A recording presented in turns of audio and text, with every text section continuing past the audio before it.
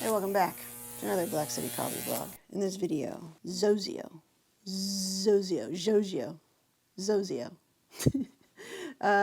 Coffee and Provisions by Derek De La Paz and Partners. Sent us some coffee. I bought some coffee right here, and he sent me these two. Woohoo! So we can have a full cupping. Thank you, Derek. I really appreciate that.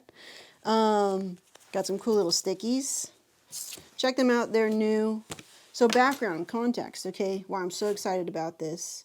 Another roaster buying another roaster's coffee, but not only that, a student buying the master's coffee, and then going to use that, going to use this coffee as a yardstick to where my coffee is now. And just so cool, just so fun that I was learning on YouTube, doing a lot of things online over Zoom, via Mill City Roasters, Roasting 101, getting on the phone with them whenever they were putting out content, and learning and just soaking it in. And I see that in so many of you who are telling me about your passion roasting, whether it's one of those like over the fire ones, or the rotating over the fire, or the popcorn pepper, or the cool crazy Chinese machines that you got. So cool. Roasting is roasting is roasting. So I'm just so happy that you get to experience what it means to be a roaster. I think it's a very unique experience in terms of like roasting coffee. And when you dive in deep, when there's so much to learn, it's really fun. It's really exciting. And I see and I hear your passion when you guys are talking to me about it. So I'm glad we're just on that wavelength, you know. But anyway, when I was first learning, I was learning from this guy, and it was so difficult to learn from him at first, because when you're new, and he goes kind of like a million miles a minute, there's so much knowledge in there, and you could tell. It was just hard in the beginning because I didn't have a good base yet. You know, I didn't understand the basics yet. So when you've got the basics down, you can start to, pick out little, I call them gems, you know, pick up little gems every time he says something, because I am on another level. And what's cool about Derek's content and the way that he would teach and the way that I would learn specifically was that I could listen to it one time, I get some from it, I let that marinate and rest and go try it, you know, go experiment on my own. And then come back, listen to that piece of content again, and I'll get something new from it, you know, like a really good book. And so I really appreciated that from the way that he was communicating the things that he was talking about. And I would try to, I think, do the same, just be conversational about how I'm talking about coffee, because I like that. It was long form. If you get him going, he'll talk forever. If you get me going, I can talk forever. And so I think subconsciously emulated that style in that time when I was trying to figure out who am I here over in Black City Coffee making content. So I just want to say thank you to Derek and the way that he does stuff.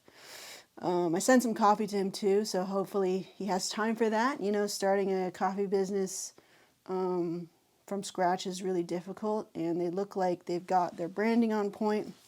Xozio is a made-up word. He tells you all about it in a blog post. That is so cool that you're doing that, Derek, that you have so much transparency around how you're doing things, why you chose this word and what it means.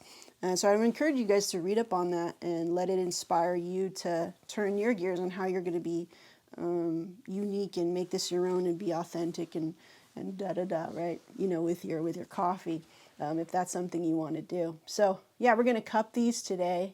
But my ultimate goal as a roaster, tasting another roaster's work, which is what I imagine y'all are doing when you buy my coffee, is they're using it as a yardstick to kind of see where you're at. Okay, this is Meg's medium. What does that taste like? Oh, this is Meg's interpretation at the roaster for this anaerobic processed coffee. Oh, this is Meg's interpretation of washed coffee. And that's all it really is. It's our own interpretation as a roaster. Hopefully that's maybe even a subconscious intent of like, this is how I'm interpreting everything that I've learned at the roaster and what I want to do, the style that I want to implement on the coffee. It doesn't always have to be like that. It's maybe sometimes it's just roast the coffee and sell the coffee, and that's fine too. I get it, okay? But, you know, with me, I'm definitely going to use this as a yardstick to see where I'm at. I've got a decaf out here, so I want to put it against my decaf, and not against in like a negative competitive way, but like, okay, cool, like there's a sweetness here in Derek's, like how do I get that sweetness? You know what I mean? So let's take out this sort of like negative connotations of like competition and better than and less than and worthy and not worthy or whatever. No, it's just like, okay, cool, that's your interpretation. Here's mine. Do I want to match that? Do I want to do something different? Like, let's just open the conversation and have fun with it, and appreciate coffee for what it is and all that it can be. And I think the bottom line throughout all of this is this community. You know, it's bringing us together. And I'm just so excited for him. I'm excited for that it's getting me excited. There was sort of a lull in my, you know, excitement in coffee at my level, I guess. And just seeing him do that stuff. And seeing my other friends too, like Stone Forest Coffee, who's relocated and launching a new brand and everything like that. Yeah, I'm just really excited by what y'all are doing, and it's churning the gears in me to keep making content and talking about and tasting your coffees, and just seeing everything move forward is really exciting. So it's nice to come out of that little lull that was kind of befallen over the winter time. Okay. Wow, like 5 days later. I shot the intro and then I had to go. All right. Xozio. A little tough to get these open. Let me get this open. Let's do that. All right. There you go. All right. So let's try to do this blind. Hold on. We're doing 12 grams in.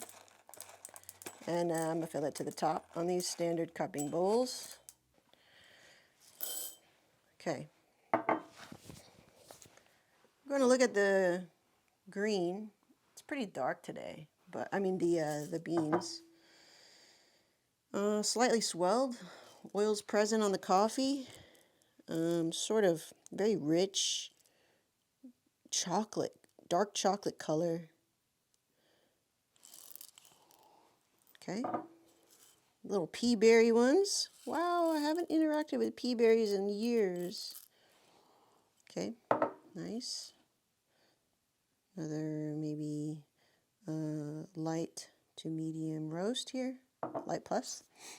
And this one, you already can tell. Super winey smell. Some anaerobic process going on here. Really interesting colors.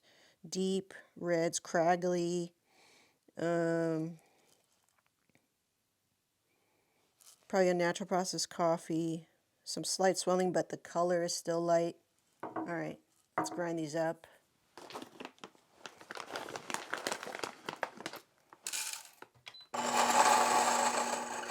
We're going to be at number 4 on the fellow Ode grinder. Man, I haven't had some coffee time in a while, so I'm pretty stoked. I remember when this whole process of like burn, grind, and all that stuff, I had to really, really think about it because it was not second nature yet. All right.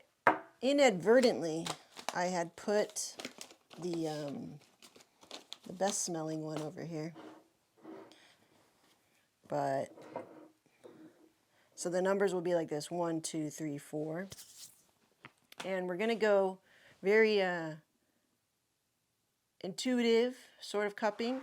Not too much like being all clinical and stuff, because I'm not doing that, right? We're cupping to have fun. We're cupping to taste. I'm cupping to like maybe get in the mind of Derek De La Paz and see what Xozio is making. And I'm so excited.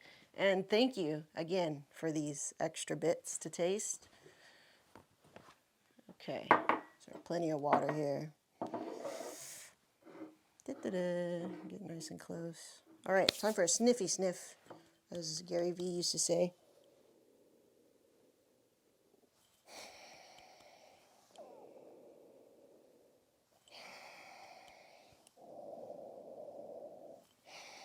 Okay. Stir-fried meats reminds me of Asian kitchen, what I'm used to. Cooking a lot of meats, soy sauce being used, and a sort of grill element going on. Number 2. Oh, wow, that was so fragrant.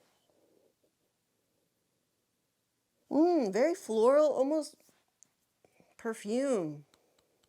Wow, I haven't. So this feels washed or something. It's something very clean and like citrusy and like effervescent and like up here in the high notes. It's flying.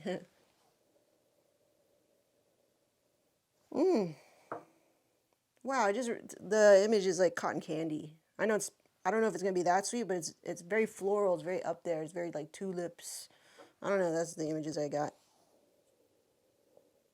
Oh, okay. And then we're here back down in the ground.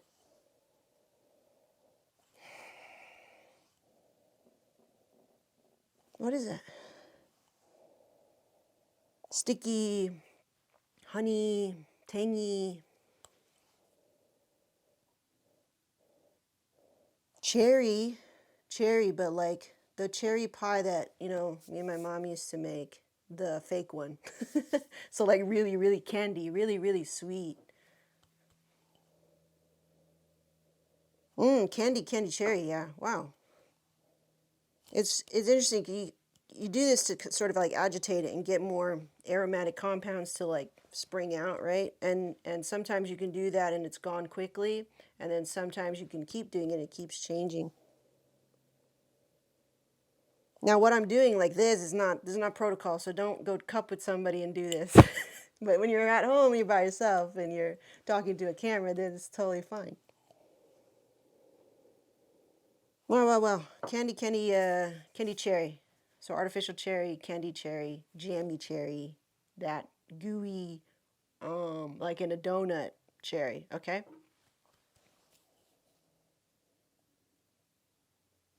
Oh, man.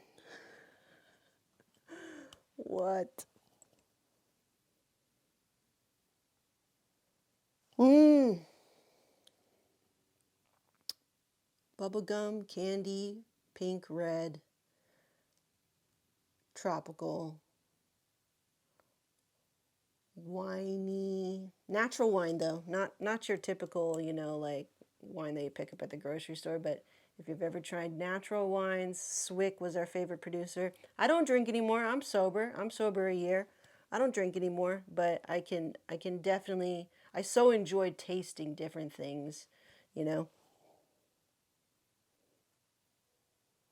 Mm, a hard candy, a hard fruit candy. Um, Maybe even that strawberry one that's like, remember how it used to be? It's like the wrapping looks like a strawberry. The crinkly part at the top is like green, and then the red strawberry part, and then you suck on the candy, it's sweet, it's tart, it's candy, it's strawberry, and then when you get to the bottom, it kind of like gently melts away, and there's like a gooey center. Very nice. This is an expensive green. Yeah, okay. Let's get some water. I like this camping kettle because I can get a lot of pour very quickly. And that's good for kind of like keeping the best, consistent times in between everything. Okay. Water. Water. Just off the hot boil. We're not being clinical about it. It's sort of more fun, more loose type of cupping here. So, okay, there's a time for you. So we'll keep watch at this. Let these guys brew. We'll come back at 4 minutes-ish, 3 minutes, whatever it is. Break the cust, do some smells, and do it all for camera. I'm not going to write anything down. Just be a little bit more intuitive and sort of try to practice. For me, I'm just trying to practice giving more speaking from the gut and not like, oh, does this sound right or something? And I know I get in my own way a lot, so I'm going to try to speak from the gut and just speak to camera as if I was just cupping with a friend, which we are. We're friends, right? All right, we'll see in a minute. We'll cut the recording right here. Okay. Stop, clear, start. All right. Sniffy, sniffy.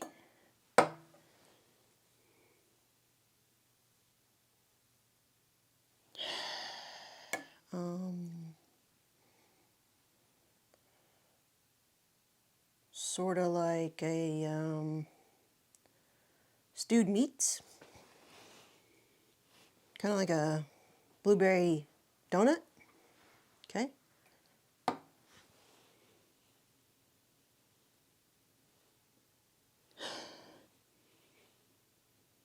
I smell like last night's tacos.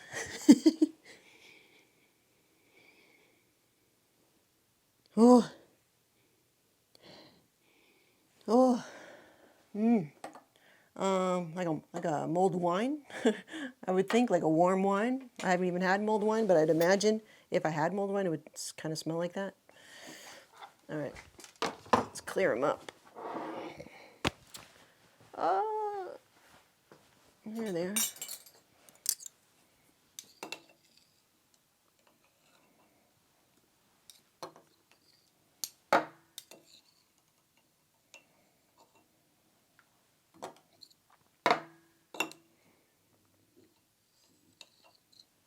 All right, let's let these cool for a good, I don't know, let's come back at like 10 or 11 minutes, 12-ish, maybe even. And we'll come back and we'll taste. Okay. All right, we're back.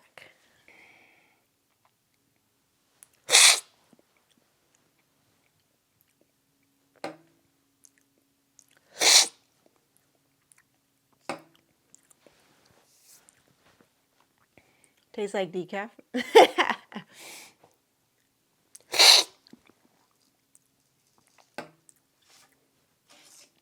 Definitely, yeah, on the roastier side of things, a thinner body. The flavors here are the sort of bitter, dark chocolate, high-end chocolate, and the cocoa nibs that you get from Trader Joe's, for sure. That's like popping cocoa nibs Trader Joe's in your mouth right there, without the grit.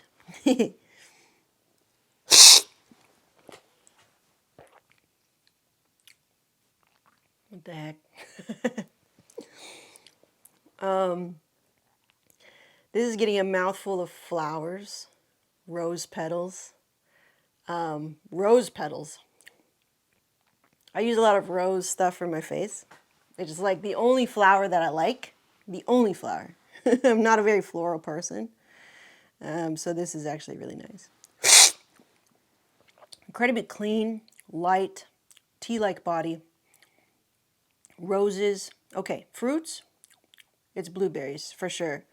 So right away, this screams to me Ethio.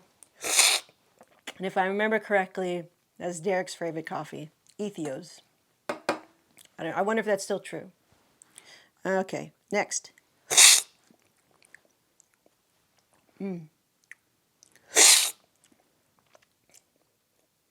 Creamy, sweet, touch of jam.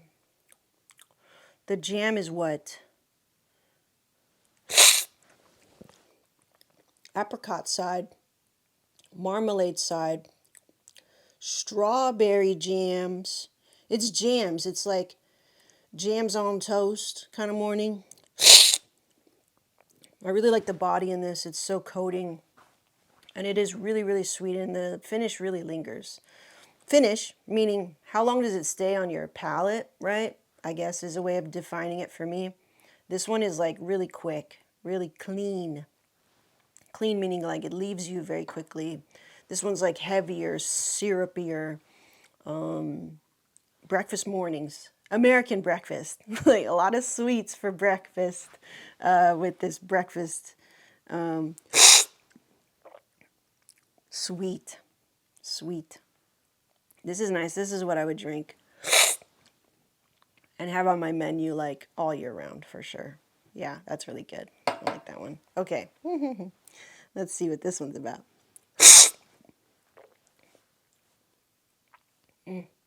Special. Okay, I love the anaerobic processed sort of stuff, the winey stuff, the experimental stuff, the thing that tastes like, huh? This is coffee? I like that stuff. I don't think I'm going to get over it anytime soon. Could you drink it all the time?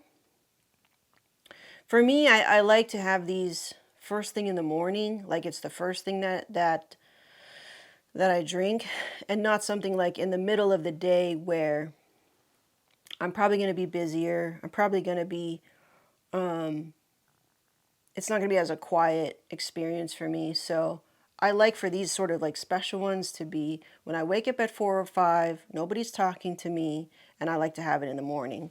And the reason why, I would maybe one would want to think about all this like, oh, when do I want to drink this? Is sort of like, not to be a snob, it's like, okay, if I'm going to pay a premium amount for this premium coffee, like those are just the sort of things that you can do for yourself to sort of make the experience even more enveloping. It's just serving yourself a little bit more, I think. Even though maybe it sounds like to the lay person, maybe that sounds like a little too extra. And hey, maybe it is extra, but why not go extra for yourself sometimes? It's that wine flavor. I can recognize it now. It's one of my favorites. I love to, if I can afford it, always have something like this on the menu because it's different, and I think it could turn heads in terms of like getting somebody who drinks something that's really like nostalgic or like traditional, and getting them to like just turn their head, a head turner towards like, what was that? And then encouraging their curiosity to explore other things about coffee, to maybe even land over here on the Ethio side, if it is Ethio. We're going to check all that in a minute. The Ethio side or the Flora side, or the more like effervescent side, of coffee. Because coffee just, there's so many avenues of which you can explore coffee and enjoy coffee, and this is just four. You know what I mean? There's all different kind of origin and process, and the roasters too, implementing their style, right? We always talk about roasting style. Like I have a fast, aggressive style in the way that I like to roast, and the green or the coffee that I like to offer, or that you'll regularly see. How I interpret a pre-blend, how I interpret a decaf, how I interpret a dark roast, how I interpret a light roast versus light anaerobic, all kinds of stuff. There's so many ways and avenues for one to explore and kind of find your little nook to explore, and maybe settle in for a couple years, and then find yourself jumping over to the dark side or whatever it may be, right? We're going to drink this all day.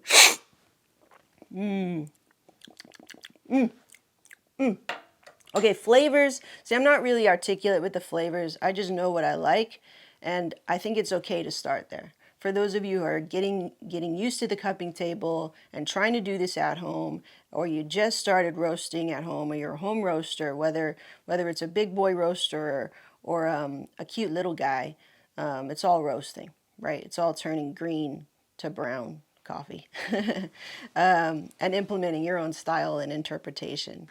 And stuff like that. So I think for me, flavors on this one are going to be winey. What are the fruits? Like sort of like baked fruits, really deep. The acidity here is blood orange, because we got some blood oranges over here. Lime is the highest note, not lemon. And it's lime because it's lime. I'm always like, whenever I'm eating a lime and whenever I'm eating a lemon, I'm like, But what is the difference? And I always have trouble finding the words, and I'm like, well, it's just lime, and that's just lemon. Lime feels a little bit more grounded, I guess, in its acidity, and its citrus flavors, and it goes with certain things, and it reacts to sweetness, I think, differently than I think lemon, and lemon feels almost higher than lime. I don't know. Those are my feelings, and it's just how you're like tasting, interpreting, and cataloging this information in your brain to help you recognize and like use as a roaster. So that could be different for everybody. You know, everybody is tasting and translating and cataloging what they're tasting in their brain, and how they're going to use that at the roaster, at the cupping table, at the roaster, at the cupping table, back and forth until they find something worthwhile or replicable, right? Replicable is really really important, not to just skip over that, because we need to be able to duplicate our results, right? I learned that from Mike over at Clatch. We need to be able to duplicate our results, not for just consistency and say, you know, offering a good product and stuff like that, but say if you wanted to, you know, raise a team and raise a company, how are you going to teach them what you know instead of being all in your bubble? The big question of all, like, business owners who start businesses. Oh, that's good. Okay, so if we, you know, compare this one in terms of like, which ones do I like better? This supposed Ethio, we'll look at that in a second, versus this guy, this anaerobic one. Okay. It's so light, it's so clean. It's so tea-like. So if you like tea, booyah. If you like something a little more body, you know, you could go with this anaerobic. But they're both really different flavor profiles. This one's lighter. This one's heavier, in a sense, in the body. I mean, in the mouth. And both really good and really interesting. I am always going to lean this way still. We'll see how I keep changing as I age and get older and blah, blah, blah, blah, blah. Okay, so let's find out what these are, okay? This way. From Colombia, Quindio Finca Cristallina. Sorry for all the pronunciation, okay? The notes are roasted almond, citrus, brown sugar, okay? Processed decaffeinated EA sugarcane process, yeah. So one of the decaffeinated processes that utilizes the ethyl acetate from sugarcane. Okay, there's no sugar in it, but that's just how they develop this sort of chemical, basically, to remove the caffeine from this coffee. All right, cool. Roasted in February, cool. So very reminiscent of decaf right here. Good decaf. Okay, this one. Hey, got it right. Okay. Ethiopia, Yirgacheffe, Gagari region, processed natural. Oh, it's a natural. Okay. I was thinking it was washed. All right. Dried on raised beds. Interesting. Okay. It's interesting to see which roaster will put what information on the bag, like what they deem important for you to take note of, you know, as the roaster. I'm always like, what should I put? I know. Notes, fruit punch, ripe mango, fresh pineapple, citrus. I got a lot of floral though, Derek, for me anyway. Floral. Big blueberry for me. But you know, this is me talking to a master, so okay. This one right here. Orange blossom, almond bitters, tropical fruit from Colombia, the Julia region. Finca Las Perlitas, processed. This is washed. A pink Bourbon. Pink Bourbons I like. Usually have this sort of like almost winey, but not too much, right? If this is too much for you, go with this one. Okay, the pink Bourbons and Caturas. Okay, washed. Wow, I would have totally thought this was washed and this was natural, honestly, just because of the just because of the mouthfeel. So now I know that's not always true for me as I recatalog that in my brain. All right, this one. For sure. Okay. From Colombia, Quindito, Finca Belen, Ruby Port Wine, okay, Saint Germain. Dang, even got the Saint Germain in there. And Pink Bubblegum. Yeah. I think I mentioned candy, right? Process, 64-hour natural pink bourbon. Okay, 64-hour, meaning they have probably did some sort of like putting the cherries, probably still in there, cherry, right? Cherries into a drum, 64 hours of like some kind of extra process. We don't know what, we just go 64-hour natural. So natural meaning they kept the probably the skins on, the cherries on, and maybe fermented it for 64 hours until they got some sort of like sugar content level, something like that to get this amazing. It's probably anaerobic, right? So no oxygen. So in a sealed drum, fermenting, getting really wine-like, and then processing the coffee. So cool. Thank you so much, Xozio Coffee and Provisions, Derek De La Paz. Really exciting to see what you're doing. In terms of me as a roaster using this as a yardstick to my own coffee, I think I'm on track.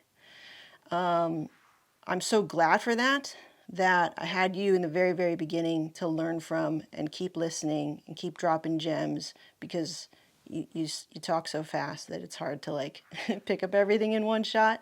So I encourage y'all, if I talk a lot or you see another roaster talk a lot, listen to it again and see whatever you pick up on the next round, the second round, the third round, the fourth round, and so on. Anyway, great cupping. We will see you in the next one.